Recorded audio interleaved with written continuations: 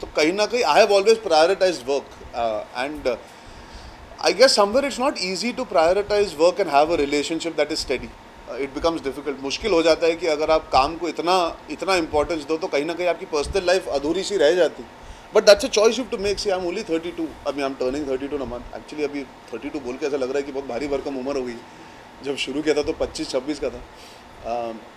मैं हमेशा कहता हूँ मैं तैयार हूँ पर कहीं ना कहीं अगर तैयार होता तो अब तक कोई ना कोई मेरी ज़िंदगी में होती. जब सही समय आएगा तो वो अपने आप हो जाएगा. These things can't be forced and also like I said I have given my work everything. Hopefully I will be more stable as time comes in the future. I do not go by the public I because देखिए आपको जब personal आपके रिश्ते होते हैं वो तो आपके पर्सनल रिश्ते ज़रूरी होते हैं. But I have been so caught up with work. I have not had the time or the possibility to create that foundation. The way I worked hard to create this work foundation, I have not been able to give that time to my personal life. Because also when I started, I had lost my mother just at that time. तो मैं भागा दौड़ी में कि मैं काम करना चाहता हूँ. I want to be busy, I want to be busy, I want to be busy. I just kept working. And then अब वो एक नशा है.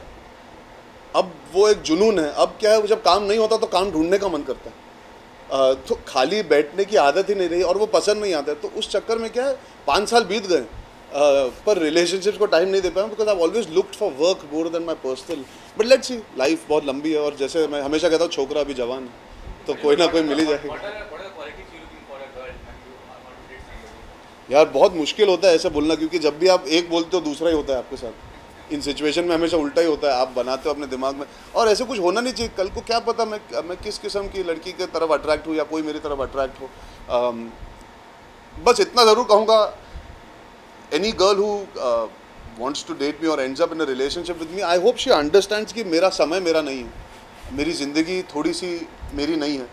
एक हिस्सा लोगों के पास है, एक हिस्सा मेरे काम के पास है और कहीं ना कहीं मेरा खुद का समय मेरा नहीं होने वाला. I will always be divided and this profession XYZ जो भी मेरी ज़िंदगी में आएगी कहीं ना कहीं she will also be in the limelight whether she likes it और not. So somebody who comes into my life just has to know that वो एक हिस्सा है जो मैं कंट्रोल नहीं कर सकता. So I hope whoever comes into my life appreciates that okay this is my profession. It's not something that she can get away from and I can't go away from it. So yeah, but ये बहुत serious हो गया मेरा answer. Normally इतना serious नहीं होता पर आज कुछ सीरियस मूड में आ गया. हाँ उसके बाद आपका